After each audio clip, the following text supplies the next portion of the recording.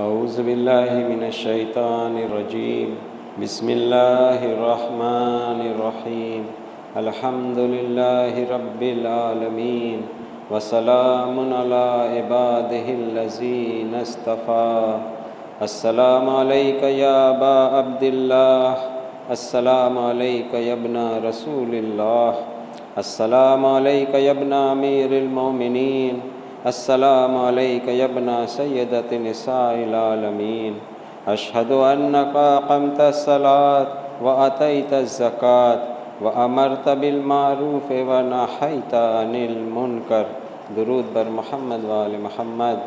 اللہم صلی علی محمد وآل محمد۔ اللہ کے فضل و کرم سے اس سلسلے کا آج 5واں روز ہے۔ پیچھے 4 روز گفتگو ہو چکی ہے اور اس گفتگو کا عنوان ہے حدیث ثقلین، جو یہ ہے کہ رسول اللہ صلی اللہ علیہ وسلم نے فرمایا کہ میں تم لوگوں کے درمیان 2 گراں قدر چیزیں چھوڑے جا رہا ہوں، ایک اللہ کی کتاب یعنی قرآن اور دوسرے میرے اہل بیت۔ جب تک ان دونوں سے متمسک رہو گے یعنی جڑے رہو گے کبھی گمراہ نہیں ہو سکتے، یہاں تک کہ حوض کوثر پہ یہ اکٹھی مجھ سے ملاقات کریں گی۔ اس حدیث کے ذیل میں پچھلے 4 دنوں سے کچھ نہ کچھ باتیں ہوئی ہیں، تو آج تھوڑا جتنی باتیں ہوئی ہیں تھوڑا اس کا ہم ایک سمری کے طور پہ آج بھی بیان کر دیتے ہیں۔ سب سے تو پہلے یہ بات تھی کہ یہ حدیث رسول اکرم صلی اللہ علیہ وسلم نے ارشاد فرمائی ہے۔ کب ارشاد فرمائی ہے؟ جب رسول اللہ صلی اللہ علیہ وسلم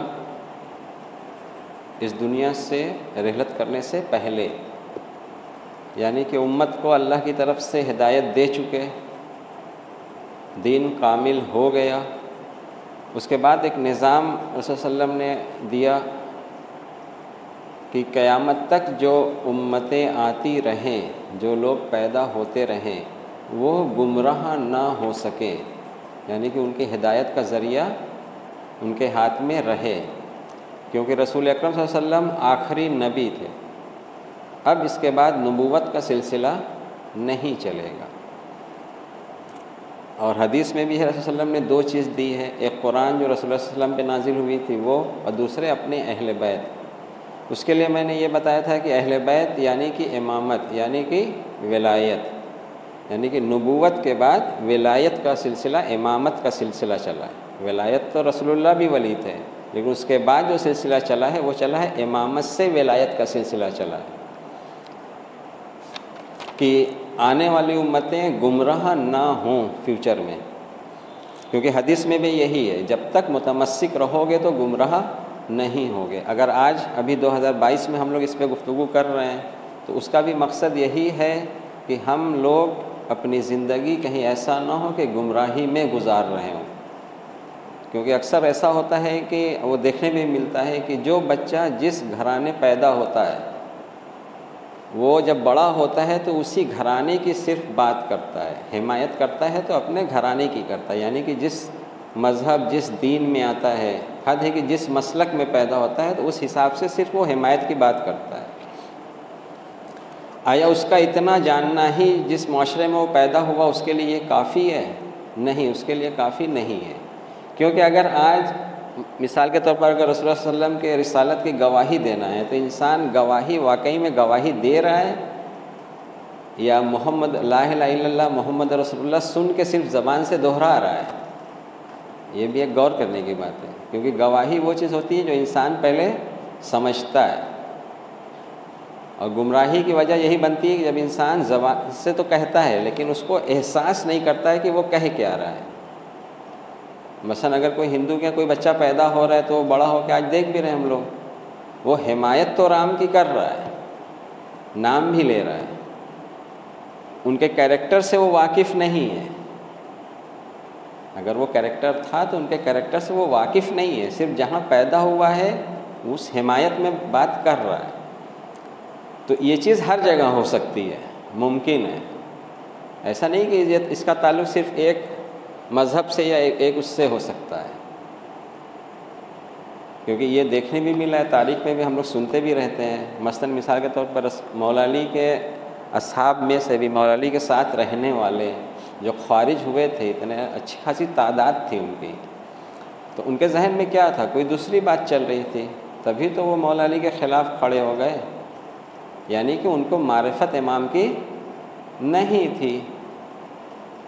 تو جب مولا علی کے ساتھ رہ کے، مولا علی کی بات سن کے، ان کے پیچھے نماز پڑھ کے ان کو مولا کی معرفت نہیں ہو سکی، تو آج 2022 میں ہم صرف زبان سے کہہ دیں گے کہ ہمیں معرفت ہے، ہم رکھتے ہیں، تو بس ہو جائے گا، یا ہم مولا علی کو مولا مانتے ہیں، تو اتنا کہنے سے ہم چھوڑ دیے جائیں گے؟ مثلا سورہ عنکبوت کی آیت ہے، کیا تم بس اتنا کہہ دینے سے چھوڑ دیا جاؤ گے کہ ہم ایمان لائیں، اللہ تمہیں آزمائے گا نہیں؟ جب رسول اللہ صلی اللہ علیہ وسلم کے سامنے ایمان لانے والے کے لیے یہ بات ہو رہی ہے کہ اگر تم صرف زبان سے کہہ رہے ہو کہ ہم ایمان لائیں، تو کیا اللہ چھوڑ دے گا، آزمائے گا نہیں؟ تو اسی طرح جب ہم نے کہا کہ ہم نے مولا علی کو ولی مانا، امام مانا، تو کیا اتنا کہہ دینے سے اللہ چھوڑ دے گا، آزمائے گا نہیں؟ بے شک اللہ آزمائے گا، اور اللہ اسی کو آزماتا ہے جو اس کی گواہی دیتا ہے۔ یہ ہم نے رمضان کے درس میں بھی کہا تھا، انسان جو گواہی دے گا اسی سے اس کی آزمائش ہوگی، کیونکہ وہ اللہ اپنے جاننے کے لیے نہیں آزمائش کرتا ہے، اللہ جو آزماتا ہے وہ اس لیے آزماتا ہے کہ جو انسان گواہی دے رہا ہے وہ خود اپنے نظر میں اپنے لیے یہ تہیہ کر لے کہ آیا ہم نے جو گواہی دی ہے، جو ہم کہہ رہے ہیں، ہم خود ویسے ہیں یا نہیں ہیں۔ کیونکہ جب اللہ آزماتا ہے تو اس میں سیدھی سی بات ہے، ہر کوئی کامیاب تو ہو نہیں جائے گا، کچھ ناکامی بھی ہاتھ لگتی ہے۔ مثلا جیسے سورہ یوسف کی آیت ہے غالباً 104 نمبر کی، یہ جو ایمان لائے ہیں ان میں اکثریت مشرک ہیں، ایمان لانے والے کی اکثریت مطلب کہ زیادہ تعداد جو ہے وہ مشرک ہے۔ مسجد میں زگم رضوی صاحب نے یہ آیت پڑھی تھی، تو انہوں نے ایک بات یہ بتائی تھی کہ زیادہ اکثر کسے کہا جاتا ہے؟ اکثریت، کم سے کم بھی تو 50% سے زیادہ، یعنی کہ 51%، ہاف سے بھی زیادہ پر یہ بات آئے گی، یعنی کہ 100 لوگ ایمان لائیں تو 51 اس میں مشرک ہیں، قرآن کہہ رہا ہے۔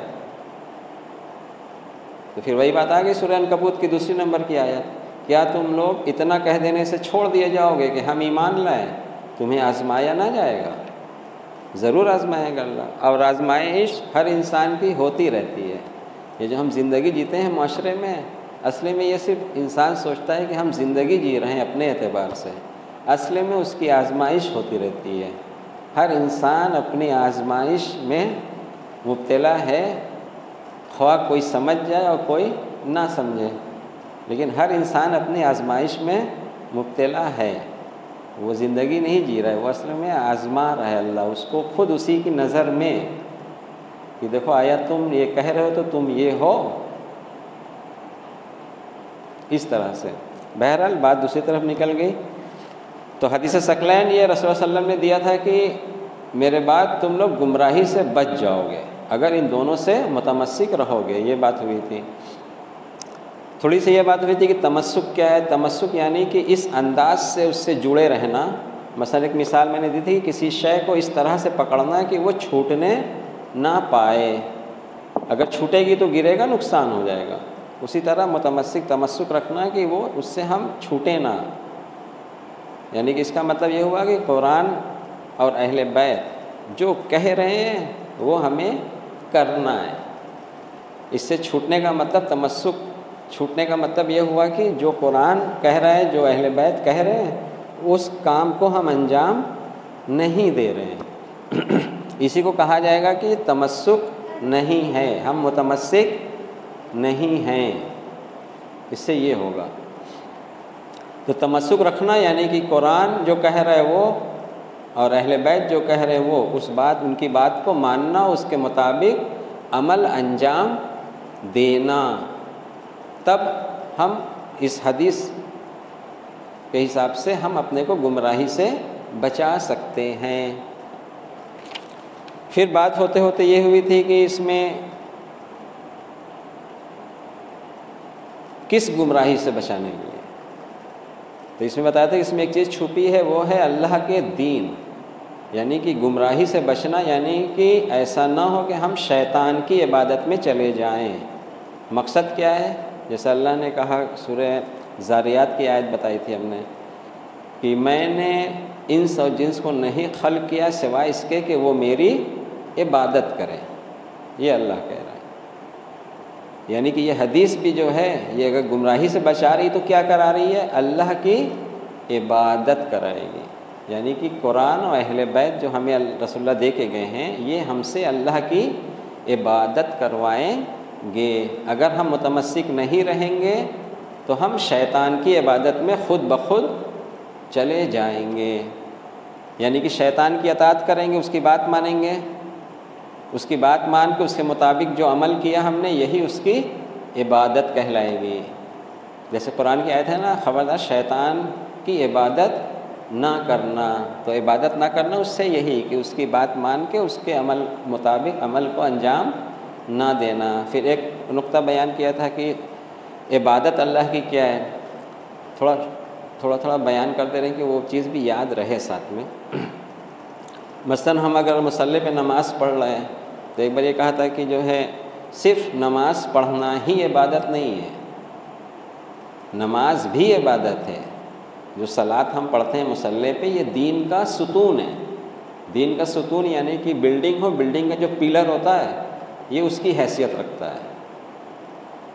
یہ جب ہم آگے بڑھیں گے دھیرے دھیرے تو اس کی پوری وضاحت کریں گے کہ کیسے ستون ہے۔ بغیر ستون کے بلڈنگ ہو سکتی ہے؟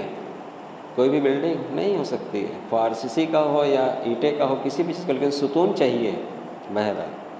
تو صرف نماز پڑھنا ہی عبادت نہیں ہے، یہ عبادت، یہ بھی عبادت ہے۔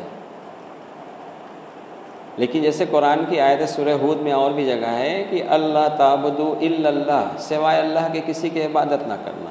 اب اس کے بعد جو بات ملے گی وہ دوسری ملے گی، وہ ملے گی اطاعت کی، یعنی کہ شیطان کی عبادت ہوئی کہ اس کے حکم کے مطابق عمل انجام دیا تو یہ شیطان کی عبادت، اور جب اللہ کے حکم کے مطابق عمل کیا تو اللہ کی عبادت۔ کیونکہ یہ پوائنٹ کلیئر نہیں ہے ہم لوگوں کے نزدیک، کیونکہ اکثر اس میں دیکھنے کو یہ ملے گا کہ اگر کوئی مصلی پہ نماز پڑھنے والا ہے بھی تو اس کا کریکٹر اچھا نہیں ہوتا ہے، مثلا اس کا لین دین اچھا نہیں رہے گا، وہ معاملات کا صاف ستھرا نہیں ہوتا ہے، تو وہ سمجھ کیوں ایسا ہے؟ وہی بات میری یاد کریے، انفارمیشن جب آلودہ نفس میں جائے گی تو اس انفارمیشن کو وہ آلودہ نفس جو ہے آلودہ کر دے گا، اسی کے حساب سے پھر عقل جو ہے فیصلہ کرتی ہے، عقیدہ بناتی ہے، پھر قلب کو بھیجتی ہے، پھر اعضاء جوارح سے وہ عمل ہوتا ہے۔ مثلاً ایک انسان نماز پڑھ رہا ہے، تہجد بھی پڑھ رہا ہے، 5 وقتہ نماز پڑھ رہا ہے، تہجد گزار ہے، اس کو یہ سمجھ میں آ رہا ہے، دماغ میں بیٹھا ہے کہ یہ اللہ کی ہم عبادت کر رہے ہیں، بے شک نماز اللہ کی عبادت ہے، اور اس کے ذہن میں یہ نہیں ہے کہ مثلاً اگر وہ کاروبار کر رہا ہے، بزنس مین ہے، ٹھیک ہے، اس نے کسی سے طے کیا کچھ، کسی بھی مال کا پیسہ طے کیا کہ یہ اتنے کا ہم لیں گے اور اتنے دن میں پیمنٹ کریں گے، جو بھی بات طے کیا، اور اس نے پیمنٹ کے ٹائم میں اس کو کٹوتی کر دی، مطلب کٹ کر کے پیسہ، مثلاً مثال طور پر اگر 25,000 کی کوئی چیز تھی، طے کیا تھا تو اس نے 22,000 روپے دیا ضد کر کے، نہیں ہم نے طے کیا تھا لیکن ابھی ہم اتنے ہی دیں گے، اس سے زیادہ ہم نہیں دیں گے۔ تو وہ اس چیز کو شیطان کی عبادت نہیں جان رہا ہے، وہ اس کو عبادت ہی نہیں جان رہا ہے کہ آیا یہ میں نے کسی کی عبادت کی، یہاں پہ کسی کی پیروی وہ کر رہا ہے، جو طے کر کے کم دے رہا ہے وہ اصل میں پیروی کسی کی کر رہا ہے، جس کی پیروی کر رہا ہے اس کی عبادت کر رہا ہے، وہ اس کے ذہن میں ہے کہ ہم جو مصلی پہ نماز پڑھ کے آ رہے ہیں ہم تو عابد ہیں، ہم تو خود عبادت گزار ہیں، ہم یہ کر رہے ہیں تو یہ صحیح کر رہے ہیں، غلط نہیں کر رہے ہیں۔ اس کی وضاحت ہم بعد میں کریں گے انشاءاللہ، جب آیت پہ پہنچیں گے اللہ تعبدوا الا اللہ، اس پہ اس کی وضاحت انشاءاللہ کریں گے، تھوڑا سا بیان کر دے رہے ہیں۔ اصل میں وہ جو اللہ کا حکم وہاں پہ ہے کہ کسی سے جب ریٹ طے کرو تو اس میں پھر اس کو نقصان مت پہنچاؤ۔ اگر نقصان پہنچایا تو گویا کہ اس نے شیطان کی پیروی کی، گویا اس نے شیطان کی عبادت کی۔ اور اگر طے کر کے وہی دیا تو یہاں ہوا کہ یہ اللہ کی عبادت اس نے کی۔ سورہ بنی اسرائیل جو 22 سے 39 تک کا درس ہوا تھا، تو اس میں ایک بیچ میں ایک آیت آتی ہے نا، اپنے عہد و پیمان کا پاس رکھو۔ یہ کیا ہے؟ یہ اللہ کا فیصلہ ہے، یعنی کہ اللہ کا فیصلہ ہے کہ جب تم عہد و پیمان کرو تو اس کا پاس رکھو، یعنی کہ اس کو پورا کرو۔ اگر نہیں کیا تو اللہ اس پہ ناراض ہوتا ہے، یعنی کہ اللہ کی بات نہیں مانا تو کس کی مانا؟ پھر وہ بات یاد کریے، روز اول جو ابلیس سے اللہ نے کہا تھا، اس نے کہا تھا کہ جو ہے میں بہکاؤں گا تیرے بندوں کو، صراط مستقیم پر بیٹھ جاؤں گا، تو اللہ نے تو اس سے یہی کہا تھا جا جو تیری پیروی کرے گا تجھ سمیت سب کو جہنم میں ڈال دوں گا۔ تو جب یہاں عہد و پیمان ہو گیا کسی سے، پھر توڑ دیا، پیسہ کم کر کے دیا، تو اس نے کس کی پیروی کی؟ ابلیس کی پیروی کی کہ نہیں؟ شیطان کی۔ اگر وہ اپنے عہد و پیمان پر باقی رہتا تو یہ اللہ کی عبادت بن جاتی۔ یہ اتنا اس کو مطلب بہت بار بیان کرنا پڑے گا تب یہ واضح ہوگا، کیونکہ یہ بہت آسان نہیں ہے۔ کوئی چیز اگر ذہن میں کچھ بیٹھ جاتی ہے پہلے سے تو اس کو نکالنا، جیسے کہ چھٹے امام کا قول ہے، ہم نے سنا ہے، پڑھا نہیں ہے کہیں، کہ پہاڑ کو اپنی جگہ سے ہٹانا آسان ہے۔ کس چیز کو؟ پہاڑ کو اپنی جگہ سے ہٹانا آسان ہے، لیکن کسی کا کوئی عقیدہ اگر غلط بن گیا ہے تو اس کو ہٹانا بہت مشکل ہے۔ بات سمجھ رہے ہیں؟ تو یہ اتنا آسان نہیں ہے۔ جب مولا نے یہ بات کہہ دی ہے تو یہ اتنا آسان نہیں ہے کہ اگر ہمارے دماغ میں کوئی چیز بیٹھی ہے پہلے سے تو اس کو ہٹا کے پھر صحیح چیز کا آنا، قرآن میں یہ بات آئے گی، یہ سب اس طرح کی۔ اس کا دلیل یہ ہوتی ہے کہ جب قرآن کی آیت سامنے آتی ہے، واضح بھی ہو جاتا ہے، اس کے بعد بھی انسان اس کو قرآن کی آیت کو جھٹلا دیتا ہے، ٹھکرا دیتا ہے۔ کفر، اس کو کفر کہا جاتا ہے۔ جیسے کہ ایک چیز ہوتی ہے نا، قرآن میں جو باتیں بہت سارا ورڈ ہے، کفر، شرک، نفاق، گمراہی، ہم سنتے تو ہیں لیکن ہم سمجھتے نہیں ہیں کہ یہ کیا ہے۔ مومن، تقویٰ ہے سامنے لیکن ہم اس کو سمجھ نہیں رہے۔ سمجھ کیوں نہیں رہے؟ کیونکہ اس کے متعلق جو میرے ذہن میں پہلے سے ایک عقیدہ بنا ہے تو وہ اسی کے حساب سے ہم سوچ لیتے ہیں۔ مثلا اگر منافق کی بات ہوئی تو منافق کا میرے ذہن میں ایک، ہمارے لوگ کے ذہن میں ایک عقیدہ بنا ہے، او اچھا وہ لوگ منافق تھے، یعنی کہ ہم اس میں ہیں ہی نہیں۔ مشرک مطلب ہم اس میں نہیں ہیں۔ کافر مطلب وہ جو کلمہ گو نہیں ہے، جو بت پرستی کرتے ہیں، ان کو قرآن کافر کہہ رہا ہے۔ اور جب مومن کی بات آتی ہے تو ہم اپنے گریبان میں جھانکتے ہیں۔ تو ایسے نہیں ہے۔ جیسے ابھی سورہ یوسف کی آیت بتایا 104 نمبر کی، کہ جو ایمان لائے ہیں ان میں اکثر جو ہے مشرک ہیں۔ اکثر کی تعداد آتی ہی 50% سے اوپر پہ۔ تو جو مومن ہے، ایمان لائے، اس کی بات ہو رہی ہے نا کہ اس میں اکثر مشرک ہیں۔ جو اہل کتاب پہلے گزر چکے ہیں، رسول اللہ صلی اللہ علیہ وسلم سے پہلے جو اہل کتاب تھے، قرآن میں آدھے سے زیادہ تو ان کا تذکرہ ہے اہل کتاب کا۔ اہل کتاب میں کون ہوئے ہیں آپ کے؟ ابھی کے ہم سمجھ لیں عیسائی، یہودی، یہ اہل کتاب ہی تو ہیں۔ بہت ساری باتیں قرآن تو ان کی باتوں کی، ان کی کتاب کی تصدیق کرتی ہے۔ قرآن کی آیت ہے نا جو پچھلی کتاب کی تصدیق کرتی ہے۔ تو ان کا رویہ کیا تھا؟ ان کا رویہ یہ تھا کہ جو کتاب میں قرآن، جو ان کی اللہ کی کتاب میں تھا باتیں، اس کو وہ تبدیل کر دیتے تھے۔ تبدیل کر کے مطلب اس پہ اپنا معنی چڑھاتے تھے۔ وہ سب بات اس میں آئے گی، جب قرآن شروع ہوگا تو اس میں آئے گی۔ بہرحال پھر اس کے بعد جو ہے کل ہم نے یہ کیا تھا کہ تھوڑا سا قرآن کا تعارف کرایا تھا۔ قرآن کے تعارف میں آغا محسن کراتی کی کچھ بات ہم نے کہی تھی قرآن کے متعلق۔ انہوں نے بتایا کہ قرآن کا معلم اللہ ہے، درمیانی واسطہ یعنی کہ جو نزول ہوا ہے قرآن وہ جناب جبریل علیہ السلام کے ذریعے اللہ نے نازل کیا ہے۔ کہاں نازل کیا ہے؟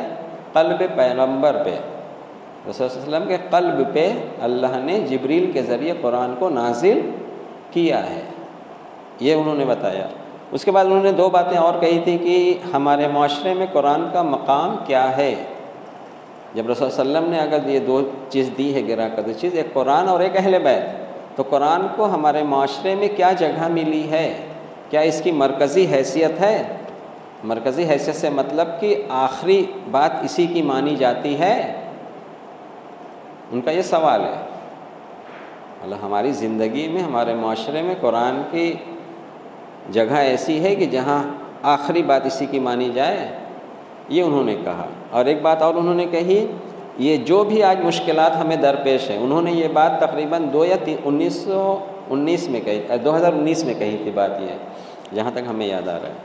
اس وقت ایک جملہ اور انہوں نے کہا تھا کہ یہ جو مشکلات آج ہمارے سامنے ہیں، ہم جو بھی مشکلات میں گھرے ہیں، اس کی وجہ صرف اور صرف ایک ہے کہ قرآن ہمارے لیے مرکزی کتاب کی حیثیت نہیں رکھتی ہے۔ یعنی کہ ہمیں قرآن سے جس طرح سے فائدہ اٹھانا چاہیے، رسول صلی اللہ علیہ وسلم نے جس لیے ہمیں دیا ہے، ہم اس سے وہ فائدہ نہیں لے رہے ہیں۔ اور رسول اللہ نے دیا ہی ہے کہ قرآن سے متمسک رہو گے، اہل بیت سے متمسک رہو گے تو گمراہ نہیں ہوگے۔ تو اتنی باتیں ہوئی تھی۔ پھر اس میں مولا علی کا ہم نے کچھ باتیں بیان کی تھی قرآن کے متعلق، وہ یہ کہ یہ نہج البلاغہ کا غالباً 84 یا 85 نمبر خطبے میں ہے، اے لوگوں اللہ نے اپنی کتاب، یا ایھا الناس کر کے شروع ہے، اس کا ہے اے لوگوں، اللہ نے اپنی کتاب یعنی قرآن میں جن چیزوں کی حفاظت تم لوگوں سے چاہیے، یعنی کہ انسانوں سے مخاطب ہو کے کہہ رہے ہیں کہ اللہ نے اپنے کتاب کے لیے جن چیزوں کی حفاظت تم لوگوں سے چاہیے اور جو حقوق تمہارے ذمے کی ہیں، ان کے بارے میں اللہ سے ڈرتے رہو، اس لیے کہ اللہ سبحانہ نے تم لوگوں کو بیکار نہیں پیدا کیا ہے، اور نہ اس نے تمہیں بے قید و بند جہالت و گمراہی میں کھلا چھوڑ دیا ہے۔ اس کا ہم نے یہ بتایا تھا کہ مطلب بغیر قانون کے تم لوگوں کو چھوڑا نہیں ہے، آزاد نہیں چھوڑ دیا اللہ نے قانون کے تحت چھوڑا ہے، اس کی ذمہ داری تم پر دی ہے۔ قرآن میں جو امر و نواہی ہے، آگے ہے بات، اپنے نبی صلی اللہ علیہ وسلم کی زبان سے اپنے پسندیدہ اور ناپسندیدہ افعال اور اپنے امر و نواہی تم لوگوں تک پہنچا دیے ہیں۔ قرآن میں امر و نواہی یعنی کہ کچھ وہ باتیں جو کرنے کے لیے قرآن کہتا ہے، کچھ وہ جس سے قرآن منع کر رہا ہے کہ یہ نہیں کرنا ہے۔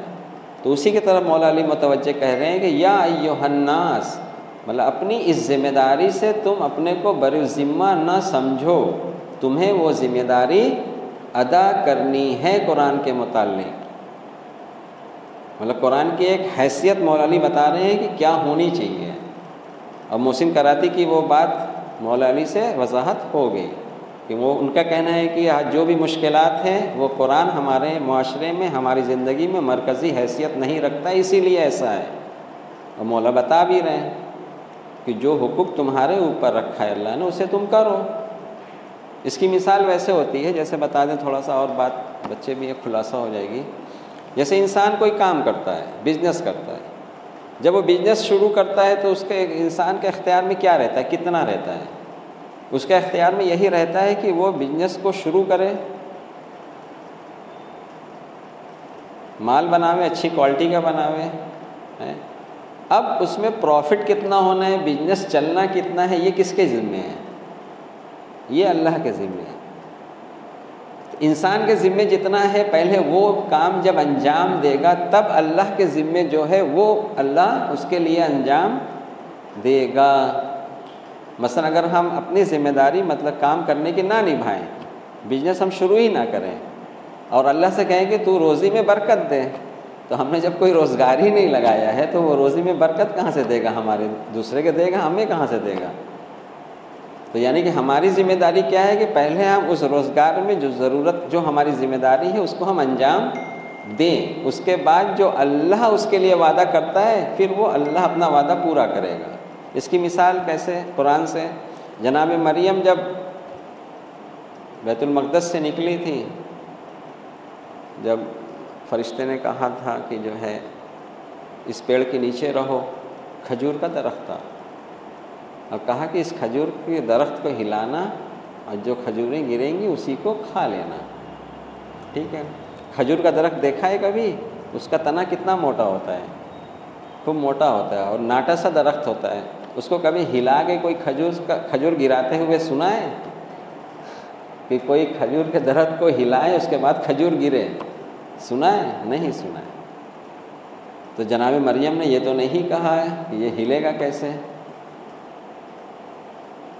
جناب مریم نے درخت ہلانے کی کوشش کی، ہلایا، اب ہلانا جناب مریم کا کام تھا، اس میں سے کتنی کھجور کو گرانا ہے یہ اللہ کے ذمہ تھا۔ انہوں نے ہلایا بھی اور کھجور گرا بھی، انہوں نے کھایا بھی اور اللہ کا شکر بھی ادا کیا۔ تو یہ ہوتا ہے کہ انسان کو جو ذمہ داری دی گئی ہے پہلے وہ اس کو پورا کرے۔ بہرحال یہ محسن کراتی صاحب کے اور مولا علی کے مطابق قرآن کی تھوڑی سی جو ہے وہ تعارف تھوڑا سا ہو گیا۔ آج 5واں روز ہے تو قرآن پہ ہی تھوڑا سا ہم اور وضاحت کریں گے آج کہ قرآن کیا ہے۔ اس سے تو سمجھ میں آ گیا قرآن کیا ہے، اس کو مرکزی حیثیت بنانا ہے اپنے معاشرے میں، اپنی زندگی میں، اور مولا علی کے قول کے مطابق کہ اس میں جو امر و نواہی ہے اس کی پابندی کرنا ہے۔ تو امر و نواہی اس میں جو ہے وہ کس اعتبار سے؟ اس میں امر و نواہی جیسے مولا علی کا ایک قول ہے کہ قرآن کے قصص سے نصیحت حاصل کرو۔ نصیحت کوئی کس سے کیسے حاصل کر سکتے؟ جیسے آج کے دور میں نصیحت لینا ہو، مثلا کوئی روڈ پہ ایکسیڈنٹ ہو گیا کسی بچے کا، تو ہم نے دیکھا سنا کہ کیسے ہوا، ادھر سے گاڑی آ رہی تھی، اس نے دیکھا نہیں، دوڑ کے روڈ کراس کرنے لگا اور گاڑی نے ٹکر مار دی، ٹھیک؟ اب ہمیں اس سے نصیحت لینا ہے تو ہم کیسے لیں گے کہ اب ہم جب روڈ کراس کریں گے تو ہم پہلے دیکھیں گے کہ گاڑی کتنی دور ہے، ایسا تو نہیں کہ ہم جب جائیں گے تو گاڑی ہمیں ٹکر دے دے گی۔ تو ہم نصیحت اگر لیے ہوئے ہیں اس واقعے سے تو اب ہم گاڑی دائیں بائیں دونوں طرف دیکھ کے تب ہم روڈ کراس کریں گے، کہیں میرا بھی حال اسی شخص کی طرح نہ ہو جائے جس کو گاڑی نے کچل دیا تھا۔ یہ نصیحت کا طریقہ ایک چھوٹا سا بتایا، سمپل سا۔ قرآن میں یہ طریقہ کیسے ہے؟ قرآن میں اس بات کی جو ہے جیسے کہ واقعات جب آتے ہیں پچھلی قوموں کے، امتوں کے، مثال کے طور پر جناب شعیب علیہ السلام کا، یا جناب ہود علیہ السلام کا، یا جناب نوح علیہ السلام کی قوم کا، تو ان رسولوں نے جو اپنی قوم میں کہا تھا، قوم نے اس رد عمل میں کیا کہا اور کیا کیا، یہ قرآن میں محفوظ ہے، ٹھیک؟ تو ان کا کیا حال ہوا، ان کا قوم کا کیا حال ہوا، یہ قرآن میں محفوظ ہے۔ جب ہم اس کو پڑھتے ہیں، پڑھ کے اس سے وہی نصیحت لینا ہے، کہیں ایسا تو نہیں کہ ہمارا جو رسول ہے وہ بھی ہمیں یہ بات بتا رہا ہے اور ہم وہی اس کام کو انجام دے رہے ہیں جس طرح سے پچھلی امتوں نے کیا تھا، اس طرح سے وہ نصیحت ہوتی ہے۔ تو مولا علی وہی بتا رہے ہیں کہ قرآن کے واقعے سے نصیحت حاصل کرو، یہی بتا رہے ہیں۔ تو اس طرح سے آپ کو ملے گا، جیسے قرآن میں ملے قوم نوح، عاد و سمود، ان پہ اللہ کا عذاب آیا، انہوں نے رسولوں کی تکذیب کی۔ رسولوں کی تکذیب کی یعنی کہ ان کے پاس جو رسول اللہ نے بھیجا انہوں نے جو بات بتائی تھی اس بات کو نظر انداز کیا، نہیں مانا۔ کوئی زبان سے انکار کرتا ہے، کوئی عمل سے انکار کرتا ہے۔ جیسے ابلیس کا انکار کیا تھا، جب اللہ نے کہا کہ جب میں روح پھونکوں تو تم سب سجدے میں گر جانا، تو آیت میں ہے نا فسجدوا الا ابلیس، سوائے ابلیس کے سب نے سجدہ کیا۔ تو ابلیس نے زبان سے نہیں کہا تھا، عملاً انکار کیا تھا۔ جب عملاً انکار کیا تھا تب اللہ نے پوچھا کہ تجھے کس چیز نے سجدے سے روکا، تب اس نے اس کی وضاحت بیان کی کہ میں اس سے بہتر ہوں، تو نے مجھے آگ سے بنایا، اسے مٹی سے بنایا۔ جبکہ یہ اس طرح کا لہجہ تھوڑا سا عام طور سے انسان استعمال کر لیتا ہے لیکن سمجھتا نہیں ہے۔ مثلا اگر معاشرے میں کسی شخص نے پیسہ کما لیا، اچھا اس کو اللہ نے دیا، اس کی رزق میں وسعت دی اللہ نے، تو اکثر لوگوں کے دوسرے لوگوں سے زبان سے نکل جاتا ہے کہ وہ تو اس قابل نہیں لگ رہا ہے، اس لائق تو نہیں تھا کہ اللہ اسے اتنا دیتا۔ یعنی کہ وہ اپنے اعتبار سے یہ سمجھ رہا ہے کہ جس کو اللہ نے پیسہ عطا کیا ہے وہ اس لائق نہیں تھا، اللہ کو اسے نہیں دینا چاہیے تھا۔ تو اس کی سوچ میں اور ابلیس کی سوچ میں کیا فرق ہے؟ ابلیس نے بھی تو یہی کہا تھا کہ تو نے مجھے آگ سے بنایا، اسے مٹی سے بنایا ہے۔ اللہ نے تو یہ نہیں بنایا تھا، اللہ نے تو کہا تھا سجدے میں چلے جانا۔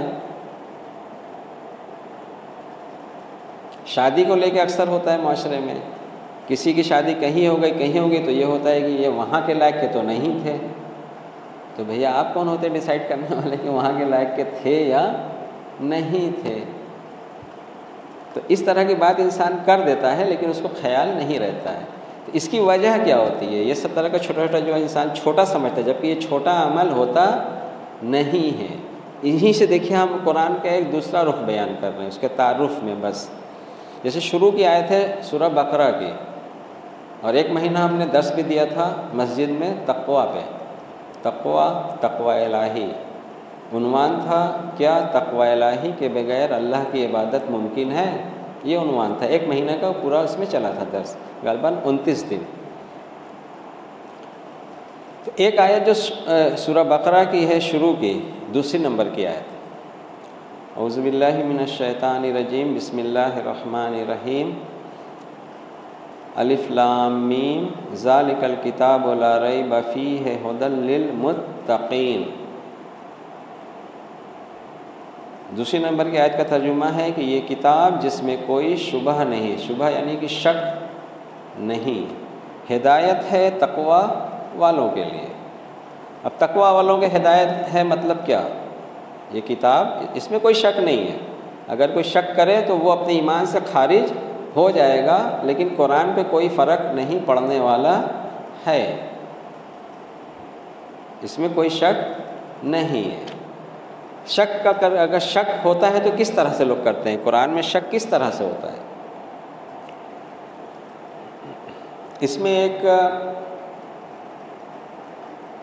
عالم ہے، ان کا نام ہمیں نہیں یاد ہے، انہوں نے بتایا کہ قرآن میں جو تحریف ہے، تحریف لفظی ممکن نہیں ہے، ٹھیک؟ یعنی کہ لفظ کوئی بدل دے، قرآن کا زیر و زبر بدل دے، یہ ممکن نہیں ہے۔ ہوتا کیا ہے قرآن میں تحریف کیسے ہوتی ہے؟ جیسے پچھلی امتوں نے کیا تھا، انہوں نے دونوں کام کیا تھا، لفظی بھی تحریف کی تھی اور معنوی بھی کی تھی۔ سورہ بقرہ میں ہے، وہ آئے گا۔ انہوں نے کہا کہ اس قرآن کی جو تحریف آج لوگ کر رہے ہیں تھوڑا بہت، تو وہ اس کی معنوی تحریف کر رہے ہیں۔ معنوی تحریف سمجھ رہے ہیں؟ یعنی کہ قرآن کے معنی میں تحریف کر رہے ہیں۔ اب اس میں دیکھیے کیا ہے آیت میں کہ یہ وہ کتاب ہے جس میں کسی طرح کا شبہ نہیں ہے، شک کی گنجائش نہیں ہے۔ اگر کوئی معنوی تعریف کر رہا ہے کہ نہیں ایسے نہیں ایسے ہیں، تو یعنی کہ وہ اس پہ شک کر رہا ہے، تبھی تو معنوی تحریف ہو رہی ہے۔ ابھی معنوی تحریف جو پکڑنے والے ہیں وہ پکڑیں گے، یہ ہمارا آپ کا کام نہیں ہے۔ بہرحال یہ وہ کتاب ہے جس میں کوئی شبہ نہیں، ہدایت ہے تقویٰ والوں کے لیے۔ اب تقویٰ والے کون ہوئے؟ یہ قرآن کا دیکھیے تعارف ہو رہا ہے کہ قرآن کیا ہے؟ ہدایت کی کتاب ہے، ٹھیک ہے؟ رسول اللہ نے کیا کہا ہے حدیث میں؟ جب تک ان دونوں سے متمسک رہو گے تو گمراہ نہیں ہوگے۔ گمراہ نہیں ہوگے یعنی کہ ہدایت تمہیں ملے گی جب متمسک ہوگے، جب ہدایت ملے گی اس کی پیروی کرو گے تو اللہ کی عبادت ہوگی، ٹھیک ہے؟ یعنی کہ انسان گمراہی کی طرف نہیں جائے گا، تمسک رکھے گا تو یہ لیکن ہدایت تو ہے، لیکن متقی کے لیے، اہل تقویٰ کے لیے۔ ہدایت کیا ہوتی ہے؟ ہدایت کا چھوٹا سا بہت ایک سینٹنس ہے، یعنی مہر و محبت کے ساتھ رہنمائی کرنا۔ مہر و محبت کے ساتھ یعنی بہت ہی اچھے طریقے سے کسی کو رہنمائی کرنا، مطلب برے طریقے سے نہیں، بہت اچھے طریقے سے رہنمائی کرنا۔ یعنی کہ قرآن جو رہنمائی کراتا ہے یا اہل بیت جو رہنمائی کراتے ہیں، یہ بہت خوبصورت طریقے سے کراتے ہیں، بہت زبردستی نہیں کرتے۔ اللہ کے قانون میں زبردستی نہیں ہے، پورا کھول کے بیان کیا ہے، کوئی ہاتھ نہیں پکڑے گا۔ حد ہے کہ انسان اتنا آزاد ہے دنیا میں کہ اگر چاہے تو وقت کے نبی، وقت کے امام کا قتل کر دے، وہ اتنا آزاد ہے۔ اگر گرنا چاہے تو نبی امام کو قتل کر دے، وہ ہے بھی، دیکھا بھی ہے، سب کے سامنے ہے۔ ہم محرم کا 2 مہینے 8 دن کا ایام منا رہے ہیں تو اسی مولا کے اس میں منا رہے ہیں، غم میں منا رہے ہیں۔ تو امام کا قتل ہوا کہ نہیں ہوا؟ کس نے کیا؟ عوام الناس نے تو کیا، یعنی کہ وہ اللہ نے اختیار دے کے پیدا کیا، یہ کرو گے تو یہ ہوگا، یہ کرو گے تو یہ ہوگا، ایک دم صاف ہے، مطلب کوئی زور زبردستی نہیں ہے کہ نہیں یہی کرنا ہے۔ اگر یہی کرنا ہوتا تو مدینے میں رسول صلی اللہ علیہ وسلم کے اس میں مدینے میں یہودی اور عیسائی کیوں ہوتے ہیں؟ یہودی عیسائی تھے نا۔ اگر مباہلہ بھی ہوا تھا تو مباہلہ مطلب بہت بڑی بات تھی، اگر ہو جاتا تو وہ قوم برباد ہو جاتی، لیکن اتنی زور زبردستی بھی نہیں ہے کہ پھر وہ اگر انہوں نے نہیں کیا مباہلہ تو نہیں ہوا، وہ بھاگ گئے مباہلے سے، تو وہ آج بھی ہے کہ نہیں ہے؟ تو اگر زور زبردستی ہوتی تو ان کو وہاں نہیں رہنا چاہیے تھا، ختم ہو جاتے، وہ دنیا میں آج ان کا نام و نشان نہیں ہوتا۔ تو انسان آزاد ہے، اللہ نے آزاد پیدا کیا، یہ کرو گے تو یہ ہوگا۔ قرآن یہی بتاتا ہے، اہل بیت بھی یہی بتاتے ہیں، دیکھو یہ کرو گے تو یہ ہوگا، یہ کرو گے تو یہ ہوگا۔ یہی ہے قرآن و اہل بیت کی ہدایت۔ آج ہم قرآن کی ہدایت بتا رہے ہیں، یعنی کہ ہدایت قرآن کی، یعنی کہ مہر و محبت کے ساتھ رہنمائی کرنا۔ اب اس الفاظ میں دیکھیے سورہ بقرہ کی 2 نمبر کی آیت جو پڑھا، ذالک الکتاب لا ریب فیہ ھدی للمتقین، یہ کتنی خوبصورتی سے، یہ کتاب جس میں کوئی شبہ نہیں ہے، یہ ہدایت ہے تقوی والوں کے لیے۔ تقوی والے کون ہوئے؟ تقوی والے یعنی کہ بہت چھوٹا، جو ہم نے اتنے دن میں بیان کیا تھا 1 مہینے میں، اپنے آپ کو خطرات سے بچانے والے، اپنے آپ کو خطرات سے بچانے والے، یعنی کہ جو انسان اپنے آپ کو خطرات سے بچانا چاہتا ہے اس کے لیے قرآن رہنمائی کرائے گی۔ خطرات کون سا خطرات؟ دنیاوی اور اخروی خطرات۔ مثلا اخروی خطرات کیا ہے؟ جیسے مولا علی کا قول بتایا تھا، پڑھا بھی تھا، ادھر بھی پڑھا تھا کہ اللہ کے غضب سے بھاگ کر اس کے دامن رحمت میں پناہ لے لو۔ ٹھیک ہے، اللہ کے غضب سے بھاگ کر اس کے دامن رحمت میں پناہ لے لو، مولا علی کہہ رہے ہیں۔ تو یہ ایک خطرے سے بچنا ہوا کہ نہیں؟ اس کے غضب سے بھاگنا، یعنی کہ اپنے آپ کو خطرات سے بچانا۔ تو مولا کہہ رہے ہیں کہ صرف بچاؤ مت، بچا کے اس کے دامن رحمت میں پناہ لے لو۔ اگر اس کو کھولا جائے گا تو بہت بات ہو سکتی ہے اس پہ، لیکن بس ہدایت سمجھیے کیا ہے کہ اس قرآن سے ہدایت کون لے گا؟ جو متقی ہوگا، یعنی کہ جو اپنے آپ کو بچانا چاہتا ہے۔ آیا وہ انسان بچانا چاہتا ہے؟ ابھی وہ انسان ہے، کسی دھرم پہ نہیں ہے، وہ بچ سکتا ہے، اس سے ہدایت لے سکتا ہے۔ آیا وہ مسلمان ہو چکا ہے، اسلام لایا ہے، تو وہ تقوی اختیار کرے تو اس کو ہدایت مل جائے گی۔ آیا وہ مومن ہے، ایمان لا چکا ہے، مثلا جیسے سورہ عنکبوت کی آیت بتایا، کیا یہ اتنا کہہ دینے سے چھوڑ دیے جاؤ گے کہ ہم ایمان لائیں؟ اللہ آزمائے گا نہیں؟ جب اللہ آزمائے گا تو وہاں پر آزمائش سے باہر کیسے نکلے گا انسان؟ یہی تقوی کے ذریعے نکلے گا، کہ جب اللہ آزمائے گا تو اس کے اندر جب تقوی الہی ہوگا، اللہ کی خشیت ہوگی، تب وہ اپنے امتحان میں پاس ہوگا۔ تو یہ جو قرآن کی شروع کی آیت ہے، یہ قرآن کی شروع کی آیت مقدمہ ہے پورے قرآن کے لیے۔ بات سمجھ رہے ہیں کہ نہیں؟ کہ یہ قرآن ہدایت ہے متقین کے لیے، جو بچنا چاہتے ہیں ان کو یہ قرآن رہنمائی کرائے گی۔ اور رہنمائی میں ایک چیز یہ ہے کہ جیسے بتایا کہ رہنمائی کا مطلب کہ مہر و محبت کے ساتھ راستہ دکھانا، کیا صحیح ہے اور کیا غلط ہے۔ تو یہ چیز قرآن میں بہت آسانی سے دیکھیے سمجھ میں آ جائے گا۔ دیکھیے ایک چیز ہوتی ہے نا کہ عوام الناس، تو عوام الناس کے لیے رسول صلی اللہ علیہ وسلم نے ایک حدیث جو فرمائی ہے، حدیث ثقلین، کہ میں تم لوگوں کے درمیان 2 گراں قدر چیزیں چھوڑے جا رہا ہوں۔ جب تک ان دونوں سے متمسک رہو گے تو گمراہ نہیں ہوگے۔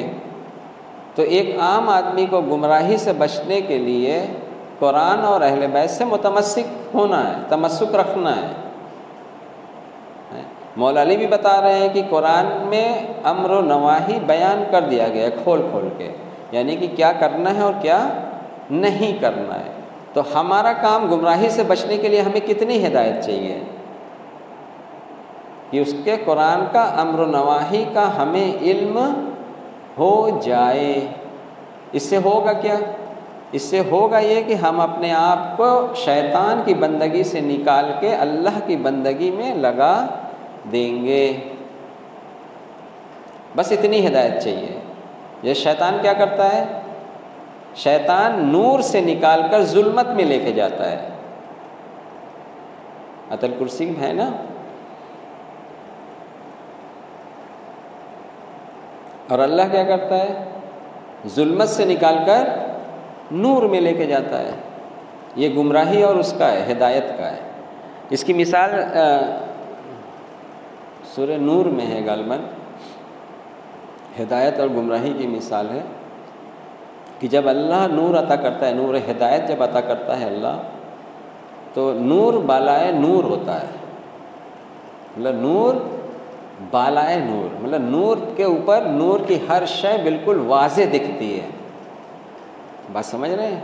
مطلب اتنا نور، اس کی مثال بھی ہے۔ طاق پہ قندیل ہو، پوری اس میں مثال ہے، جب آئیں گے وہاں پر اس کو بیان کریں گے۔ اس میں صرف ظلمت اور ہدایت بیان کرنے کے لیے بتا رہے ہیں مثال۔ تو نور بالائے نور، یعنی کہ ہر چیز بالکل صاف دکھ رہی ہے۔ اور جب گمراہی ہوتی ہے، ظلمت ہوتی ہے، تو کیا ہوتا ہے؟ سمندر، وہ بھی کالا سمندر، اس کے اوپر کالا بادل، اتنی ظلمت کہ وہ اپنا ہاتھ بھی دیکھنا چاہے تو اس کا ہاتھ بھی اس کو نظر نہ آئے۔ ہاتھ، ایک انسان کا اپنا ہاتھ اپنی نظر سے کتنا دور ہو سکتا ہے؟ 2 فٹ؟ اس سے زیادہ تو نہیں ہوگا۔ اگر 3 فٹ کا ہو جائے گا تو آدمی ڈر جائے گا کہ یہ انسان نہیں ہے لگ رہا ہے۔ تو یعنی کہ ظلمت، اتنی ظلمت کہ اس کا ہاتھ بھی نہیں دکھ رہا ہے، تو یہ گمراہی ہے۔ اور نور بالائے نور، اس کے سامنے اللہ نے جب واضح کر دیا، نور ہدایت اس کو عطا کر دیا، تو اس کے سامنے ہر چیز شفاف دکھ رہی ہے۔ یہ اللہ کی ہدایت ہے۔ تو اور جگہ بھی آئے گا، جب اللہ نور عطا کرتا ہے تو اس میں وہ اپنا راستہ طے کرتے ہیں، اور ہدایت اللہ ہی دیتا ہے۔ یہ بات پہلے بھی ہو چکی ہے، وہ جب سورہ حمد پہ آئیں گے تو وہاں سے وہ چیز شروع ہوگی۔ بہرحال قرآن کے اس میں تعارف میں یہ بات کہ یہ ہدایت ہے لیکن صاحب تقویٰ کے لیے۔ جو تقویٰ نہیں کرے گا، اختیار کرے گا، تو اس کو ہدایت کی ضرورت نہیں ہے۔ اس کا مطلب کیوں؟ کیونکہ انسان بچتا کس چیز سے؟ جس طرف وہ سمت سفر کرتا ہے۔ مثلا اگر وہ روڈ پہ چل رہا ہے تو روڈ پہ چل رہا ہے تو کسی چیز سے بچائے گا نا اپنے کو۔ مثلا گاڑی چل رہی ہے، آٹو چل رہا ہے، کار چل رہی ہے، سائیکل چل رہی ہے، تو جب وہ راستہ طے کرے گا تو اپنے کو بچاتے ہوئے راستہ طے کرے گا۔ اگر وہ گھر میں بیٹھا ہے تو کس چیز سے بچے گا؟ اپنے کھانے پینے سے بچے گا کہ وہ جو بیماری ہے، بیماری ایسا کچھ نہ کھا لیں کہ یہ فلاں بیماری ہو جائے، بیماری میں مبتلا ہو جائے۔ تو یہ بچانا، یعنی کہ اس بچانے کے لیے وہ کوئی نہ کوئی کام کرے گا پہلے، تبھی وہ اپنے آپ کو بچائے گا۔ اگر وہ کوئی کام نہیں کر رہا ہے تو وہ اپنے آپ کو بچانے کی کوشش نہیں کرے گا۔ یہ خطرات سے بچانا ہی اپنے کو، یہ تقویٰ کہلاتا ہے۔ تقویٰ بھی جیسے کہ ڈیفائن اتنا، جیسے کہ عام طور سے آدمی اس کو بہت وہ سمجھتا ہے کہ جیسے تقویٰ کا مطلب کہ اتنی بڑی چیز ہو گئی کہ اب اس دنیا میں زندگی جینا بیکار ہے۔ اگر اسلام کے حساب سے زندگی گزارنا ہے تو کہتے بھی ہیں کچھ لوگ کہ گویا کہ جا کے جنگل میں رہنا۔ مطلب اسلام اتنا سخت لگتا ہے قانون، اللہ کا دین، کہ انسان برجستہ اب کہنے لگا ہے 2022 میں، پہلے بھی سنا ہے ہم نے کہ اگر اسلام کے مطابق چلنا ہے تو اب جنگل میں جا کے رہنا پڑے گا۔ تو ایسا نہیں ہے۔ اللہ نے جو قانون بنایا ہے، دین بنایا ہے، وہ اسی دنیا کے لیے بنایا ہے، اور قرآن گواہ ہے کہ یہ سوشل لائف کے لیے بنایا ہے۔ سوشل لائف یعنی کہ جو اجتماعی شکل میں انسان زندگی گزارتا ہے. جیسے ہم لوگ گزارتے ہیں تو ہم لوگ خاندان کہتے ہیں نا، اہل خاندان. تو اہل خاندان یعنی کہ اجتماعی شکل میں ہم لوگ یہاں زندگی گزار رہے ہیں. تو یہ شروع سے ہی وہی نظام ہے اللہ کا. اب قرآن میں جب آگے بڑھا جائے گا تو قرآن میں یہی آئے گا. نوح کو ان کی قوم ان کے بھائی کی طرف بھیجا، ہود کو ان کی قوم ان کے بھائی کی طرف بھیجا، صالح کو ان کی قوم ان کے بھائی کی طرف بھیجا. یعنی کہ اس معاشرے میں بات ہو رہی ہے، معاشرے کی بات ہے وہ. تو زندگی جو گزارنا ہے، معاشرتی زندگی ہی جو ہے اللہ کے حکم کے مطابق گزارنا ہے. یہی سب سے مین ٹاپک ہے زندگی کا. کل تھوڑا سا اس پہ ہم نے ہنٹ دیا تھا کہ دین پہ عمل کرنا کوئی الگ سے چیز نہیں ہے. اللہ کا دین کوئی الگ سے نہیں ہے کہ جس میں بہت بڑی بڑی 2 سینگ لگی ہے کہ ہم اس کے سامنے نہیں جا پائیں گے، یا اتنا وزنی ہے کہ ہم اٹھا نہیں پائیں گے. اللہ کا دین فقط اتنا ہے کہ آپ جو زندگی جی رہے ہیں اپنے معاشرے میں، اللہ کے حکم کے مطابق زندگی بسر کریں، بس. اس سے زیادہ نہیں ہے. بہت ذمہ داری سے بات کہہ رہے ہیں. اب کیا جو تسلیم کر رہا ہے، تسلیم کر کے مسلمان ہو رہا ہے، تو آیا ہوش حواس میں یہ تسلیم کر رہا ہے کہ ہاں ہم اللہ کا جو حکم ہے اس کو ہم قبول ہم نے کیا؟ پھر وہی بات شروع میں جو ہم نے مقدمہ قائم کیا تھا کہ آیا ہم پیدائشی مسلمان اور شیعہ ہیں یا ہم نے اس کو قبول کیا ہے؟ یا پیدائشی ہیں تو کیا ہمارے پاس پوری انفارمیشن ہے اپنے مذہب کی کہ ہمیں کیا کرنا ہے اور کیا نہیں کرنا ہے؟ مثلا اگر ہم کلمہ پڑھ رہے ہیں اشہد ان لا الہ الا اللہ و اشہد ان محمدا عبدہ و رسولہ، تو یہ گواہی دے رہے ہیں. اس کے بعد ہم شیعہ پھر ہم گواہی دے رہے ہیں کہ میں گواہی دیتا ہوں کہ علی و اشہد ان علی ولی اللہ. تو یہ کس علم کی گواہی ہے؟ آیا زبان کا لقلقہ ہے یا گواہی ہے؟ یہ بات ہلکی نہیں ہے، کیونکہ یہ وہی چیز ہے کہ جب یہ انفارمیشن ہمارے نفس کو جاتی ہے، جتنے ہمیں علم ہے وہ علم ہمارے نفس میں جب جاتا ہے کسی بھی شکل میں، دیکھ کے، سن کے، پڑھ کے، تو اسی کے حساب سے عقل ایک عقیدہ بناتا ہے، اور وہ عقیدہ جاتا ہے قلب میں. پھر قلب سے کے ذریعے جو ہے اعضاء جوارح سے وہ ایکسپوز ہوتا ہے، سامنے آتا ہے وہ عقیدہ. تو آیا یہ گواہی جو ہے ہم نے اپنے سوچ ہوش حواس میں دیا ہے؟ اگر دیا ہے تو اب پھر وہی سورہ عنکبوت کی دوسری آیت، کیا تم اتنا کہہ دینے سے چھوڑ دیے جاؤ گے کہ ہم ایمان لائے؟ اللہ آزمائے گا نہیں.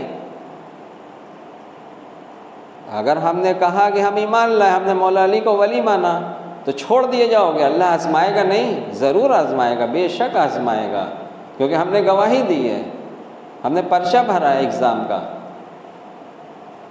جب ہم نماز کی حالت میں جاتے ہیں یا تسلیم ہو جاتے ہیں تو کیا تسلیم ہوتے ہیں؟ کہ مطلب اللہ کی پاکی بیان کرتے ہیں، اس کی بڑائی بیان کرتے ہیں، اس کے قوانین کو قبول کرتے ہیں، اور قبول کر کے پھر اس کے اکارڈنگ اگر ہم زندگی نہیں گزار رہے ہیں. دیکھیے ایک چیز ہوتا ہے یہ کہ انسان دھوکہ کیسے کھاتا ہے. لباس تک جب انسان رہتا ہے تو انسان دھوکہ کھا جاتا ہے، اور یہ اچھے سے ہر انسان جانتا ہے. کچھ چیزیں ایسی ہوتی ہیں کہ ہر انسان جانتے ہوئے بھی بے وقوف بنتا ہے. مثلا وہ اپنے کو سمجھتا ہے کہ ہم عقل مند ہیں، اور وہ دوسرے کو بتاتا ہے کہ دیکھو دوسرے نے اس کو کیسے بے وقوف بنایا، لیکن وہ خود بھی بے وقوف بنتا ہے، اسے خبر بھی نہیں ہوتی ہے. مثلا اس کا ایک پریکٹیکل کیا گیا تھا. اسے وہ ڈپارٹمنٹل اسٹور ہوتا ہے بڑا بڑا جو شاپنگ مال میں، جس میں ریک پہ سامان رکھا ہوتا ہے، ٹھیک ہے، اس میں اس نے ایک پریکٹیکل کیا کہ جو ریک کی ہائٹ ہوتی ہے وہ عام طور سے ایک انسان کی ہائٹ ہوتی ہے، ٹھیک ہے.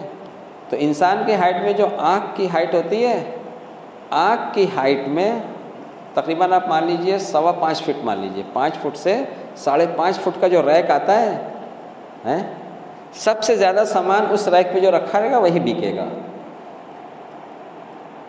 جو بھی چیز رکھی رہے گی، آیا وہ پاپولر ہو یا نہ ہو، اس سے کوئی مطلب نہیں ہے، اس ہائٹ پہ ریک پہ جو بھی سامان رکھا ہے وہی زیادہ بکے گا۔ تو اس کے لیے جو کمپنیاں ہوتی ہیں پروڈکٹ کی، وہ اپنا پروڈکٹ اس ہائٹ پر رکھنے کے لیے اسٹور کے آدمی کو الگ سے پیسہ دیتی ہے۔ اچھا، بڑے مزے کی بات یہ ہے کہ جب وہ اس پہ ریسرچ کرنے والا جب انٹرویو لے رہا ہے کسٹمر سے، جب اس نے دیکھا کہ اس نے وہ چیز پک کے اٹھایا، پرچیز کیا، اس سے پوچھا کہ آپ نے یہ والا کیوں پرچیز کیا، اسی کا سامان تو نیچے بھی رکھا تھا دوسرے کمپنی کا، وہ نہیں لیا آپ نے؟ تو وہ کہہ رہا ہے کہ مجھے نہیں پتا۔ پھر دوسرے سے پوچھا، یہ اس کا بھی جواب یہ ہے کہ نہیں، وہ ہمیں یہی اچھا لگا، ہم نے لے لیا۔ اس کو خود پتہ نہیں ہے کہ اس نے کیوں اس کو پک کیا، کیوں اس کو پرچیز کیا۔ سب بیوقوف بن رہے ہیں۔ تو اسی طرح یہ ہوتا ہے کہ انسان کپڑے سے جب کسی چیز کو پہچاننے کی کوشش کرے گا تو دھوکہ کھا جائے گا۔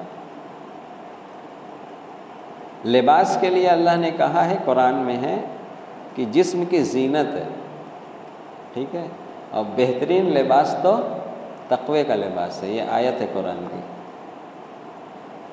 لباس تمہارے لیے زینت ہے اور بہترین لباس تو تقوی کا لباس ہے۔ تو انسان کی پہچان کس چیز سے ہونی چاہیے؟ اس کے تقوی سے، نہ کہ اس کے لباس سے۔ ہاں یہ ہے کہ لباس بے حیائی کا نہیں ہونا چاہیے، مرد کا ہو یا عورت کا ہو، بے حیائی کا لباس نہیں ہونا چاہیے، اس کے لیے یہ ہے۔ بہرحال بات کہاں سے کہاں نکل گئی؟ تو آج تقوی پہ بات ختم کرتے ہیں، تھوڑا سا اس کو اور وضاحت کر دیتے ہیں۔ یہ قرآن صاحب تقوی کے لیے ہدایت ہے۔ تقوی یعنی کہ اپنے آپ کو خطرات سے بچانا، یعنی کہ جو انسان اپنے آپ کو خطرات سے بچانا چاہے گا تو اس قرآن سے وہ ہدایت لے کے اپنے کو خطرات سے بچا سکتا ہے۔ خطرات یعنی کہ گمراہی سے بچا سکتا ہے۔ تو ہر چیز دیکھیں ذہن میں رکھا کریے، جب سورہ حدیث ثقلین کی وہ بات، جب تک دونوں سے متمسک رہو گے تو گمراہ نہیں ہوگے۔ تو خطرات کیا ہے؟ یعنی کہ گمراہی کے خطرات سے اپنے آپ کو بچانا، یعنی کہ جو انسان کو گمراہی کا خطرات ہے، لاحق ہو رہا ہے کہ ہمیں گمراہی کا خطرہ ہے، تو وہ قرآن سے اب ہدایت اس کو نصیب ہوگی۔ یہ بہت پوائنٹ کا جملہ ہے۔ جس بھی انسان کو یہ ہو کہ ہم گمراہ ہو سکتے ہیں اور اس گمراہی سے اپنے کو بچانے کے لیے جب وہ قرآن کے پاس آئے گا ہدایت لینے کے لیے، تبھی قرآن اس کو ہدایت کرے گا۔ وہ عالم تو ہو جائے گا، ممکن ہے عالم ہو لیکن متقی نہ ہو۔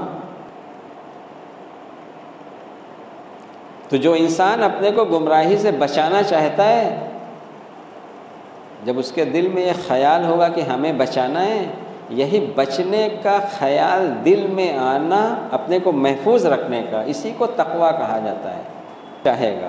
چنانچہ متقی وہی ہوگا جو ہلاکت ابدی سے بچنے کی کوشش کرے۔ ایسا شخص ہی قرآن سے ہدایت و رہنمائی حاصل کر سکتا ہے۔ جو آخرت میں جو خطرات ہیں، یہاں کا تو ہے، آخرت میں بھی خطرات ہیں۔ جب قرآن کے پاس آئے گا تو سب اس کو پتہ چل جائے گا، کیونکہ قرآن میں جو غیب کی خبریں دی گئی ہیں وہ ہم اس کی گواہی دیتے ہیں، مائک پہ گواہی دے رہے ہیں، آن ریکارڈ گواہی دے رہے ہیں۔ آخرت کے خطرات سے ہم لوگوں کو ابھی آگاہ ہی نہیں کیا گیا ہے۔ جو قرآن میں آخرت سے خطرات بیان کیے گئے ہیں کہ آخرت میں کیا کیا ہوگا، وہ ہمیں بتایا ہی نہیں گیا ہے۔ اس کا مجرم وہی ہے جس کی ذمہ داری تھی کہ قوم میں اس خطرات کو بیان کرے، کیونکہ اگر ٹرین کا ایکسیڈنٹ ہوتا ہے تو پہلے یہ چیک کیا جاتا ہے کہ کس کی ذمہ داری کیا تھی۔ اگر ایک سگنل جھنڈی دکھانے والے نے غلط ٹائم اگر گرین جھنڈی دکھا دی اور ادھر سے کوئی ٹرین آ رہی تھی اور یہ بھی چلی گئی، ایکسیڈنٹ ہو گیا، تو اس نے اپنی ذمہ داری کو مطلب ایمانداری سے انجام نہیں دیا ہے۔ اگر قوم میں آخرت میں جو خطرات ہیں، آخرت کی جو خبر قرآن میں دی گئی ہے، اور جن کو یہ ذمہ داری تھی کہ قوم تک اس خبر کو پہنچائیں، تو وہ عذر ان سے کیا جا سکتا ہے، اس میں کوئی بہت ویسی بات نہیں ہے۔ اور اس میں بھئی دوہری چیز ہے، ایک تو ان کی ذمہ داری، جیسے قرآن میں ہے نا کہ قوم میں، تمہاری قوم میں کچھ لوگ تو ایسے ہونے ہی چاہیے جو دین سیکھ کے آویں اور قوم کو ڈرائیں، قوم کے لوگوں کو ڈرائیں۔ بہرحال یہ قرآن کا تھوڑا سا تعارف، تقویٰ تھوڑا سا امید ہے کہ سمجھ میں آیا ہوگا، یعنی کہ خطرات سے اپنے کو بچانا۔ اللہ کا تقویٰ ہوا تو اللہ کے غضب سے اپنے کو بچانا۔ تو جو انسان اللہ کے غضب سے اپنے کو بچانا چاہے گا تبھی وہ قرآن سے ہدایت لے گا اور اہل بیت سے ہدایت لے گا۔ تو آج یہیں پہ ختم کرتے ہیں بات کو۔ یہ ہمارا قرآن کا تعارف 2 دن میں ہو گیا اتنا۔ اب 3 دن یہ مجلس چلے گی جس میں اختر عباس جون صاحب تقریر کریں گے۔ اس کے بعد پھر 2 دن بچے گا، 2 دن پھر ہم یہ 10 کنٹینیو کریں گے، اس میں پھر اہل بیت کا تعارف ہوگا انشاءاللہ۔ ٹھیک ہے، وآخر دعوانا الحمدللہ رب العالمین۔ درود بر محمد و آل محمد۔ اللہم صلی علی محمد۔